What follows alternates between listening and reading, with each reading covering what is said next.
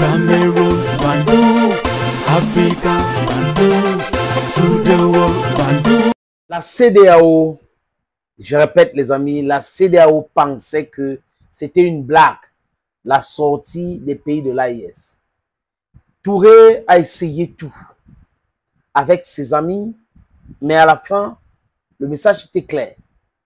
Les pays de l'AES avaient mûrement réfléchi leur sortie de la CEDEAO. Ils avaient réfléchi sur les ports à utiliser, sur le soutien, sur comment créer leur monnaie, comment soutenir leur souveraineté, comment faire face au terreau. Ils avaient réfléchi bout en bout avant de dire c'est fini avec la CEDEAO, qui est une organisation qui soutient l'impérialiste, avec les carriéristes comme fonctionnaires, qui réfléchissent en termes de billets de banque, qui nous donnent plus d'argent. C'est la France, c'est l'Allemagne, c'est les États-Unis, nous devons les écouter.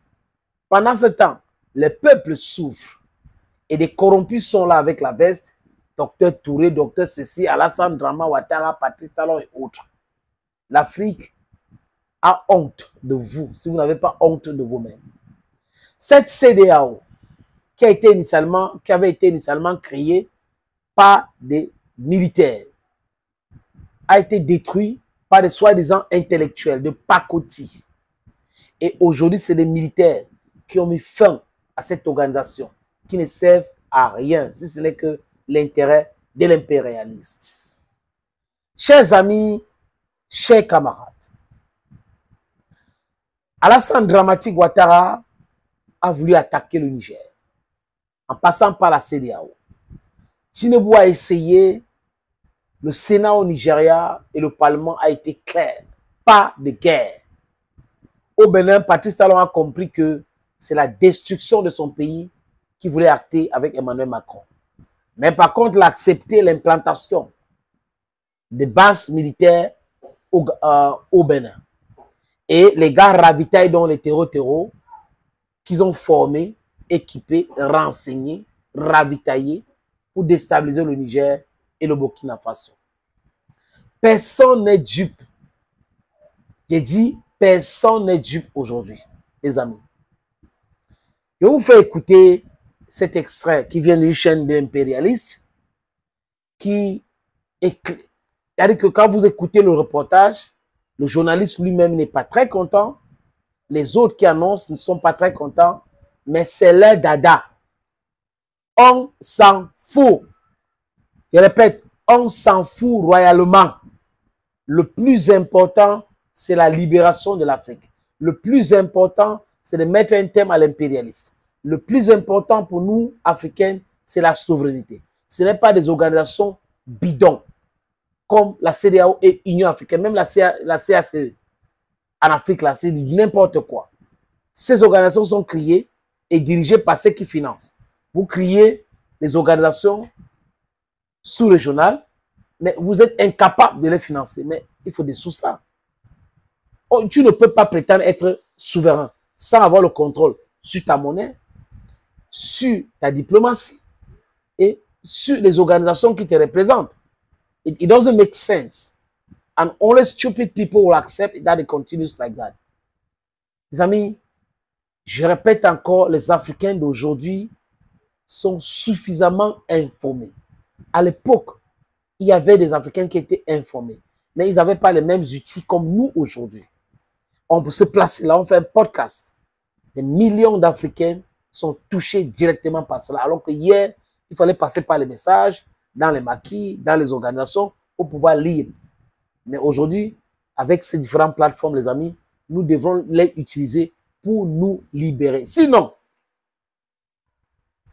l'histoire va nous poser les mêmes questions qu'on pose à certaines personnes aujourd'hui. Je vous suggère donc, les amis, de suivre ce reportage en audio. Aujourd'hui, 29 janvier 2025, le Burkina Faso, la République du Mali et la République du Niger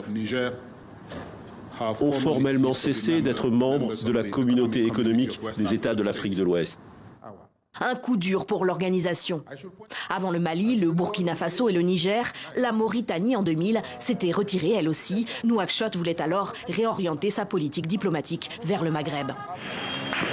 Cette fois-ci, le divorce se fait dans la douleur. Il se noue en juillet 2023 lorsque le général Tchiani prend le pouvoir au Niger et retient le président élu, Mohamed Bazoum. La CEDEAO, réunie en sommet extraordinaire, donne une semaine aux putschistes pour se retirer et menace de prendre toutes les mesures nécessaires pour rétablir l'ordre constitutionnel dans la République du Niger, ces mesures pouvant inclure l'usage de la force. La CEDEAO n'en fera rien, imposera de lourdes sanctions économiques au Niger avant de les lever quelques mois plus tard. Mais entre-temps, le nouvel homme fort de Niamey se rapproche de ses homologues maliens, Assimi Goïta, et burkinabé, Ibrahim Traoré, des militaires comme lui, qui ont eux aussi pris le pouvoir par les armes en 2020 et 2022. En juillet dernier, les trois hommes créent l'AES pour Alliance des États du Sahel. En plus des sanctions qu'elle leur a imposées, ils reprochent à la CEDEAO de ne pas les avoir suffisamment aidés à lutter sur leur sol contre les violences djihadistes et l'accusent d'être inféodés à la France. Un discours qui résonne aussi dans les rues de Ouagadougou ou de Niamey.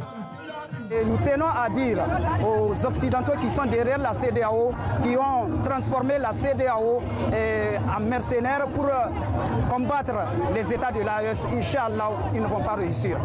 La rupture entre les trois États sahéliens, leur population et la CEDEAO jette naturellement une ombre sur l'anniversaire de l'organisation, mais pourrait aussi susciter un renouveau. Vous n'avez pas encore pleuré, hein? Vous allez pleurer. C'est pas encore fini. Vous allez plénicher. La Mauritanie est partie, comme vous avez suivi dans cet reportage, dans les années 2000. Est-ce que la Mauritanie est morte? La Mauritanie n'est pas morte. La Mauritanie voulait travailler avec le Maghreb. Vous voyez que les Mauritaniens viennent maintenant pour travailler avec les pays du Sahel. Vous comprenez?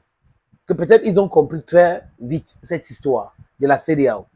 La Côte d'Ivoire veut bomber le torse, la poitrine, montrer qu'ils sont plus importants au sein de la CEDEAO que les autres. Le Niger va vous dire que nous avons 200 millions de personnes. Chacun est en train de bomber le torse, alors qu'on parle d'une organisation qui va mettre le peuple ou les peuples ensemble. Mais vous venez dire telle personne est plus importante, donc on va aller en France et quand on revient, on décide sur tout. Ils partent prendre c'est-à-dire que comment je vais dire, les consignes en France, comme des bébés. On voit un grand-père, comme Ouattara, se comporter comme ça. On voit un autre grand-père, comme Tinubu, se comporter comme ça. Un autre grand-père, comme Patrice Talon, se comporter comme ça. C'est quoi même cette honte-là? Macron, un président nul, stupide. Comme a dit le président Abdourahmane Tchiani, vous donne les ordres sous votre sol, concernant votre bien, les ressources naturelles de votre pays. Et vous acceptez. Too bad, right? Merci beaucoup les amis. On se dit à très bientôt. Bye bye for now. Cameroon, Bandung, Africa, Bandung, to the world, Bandung.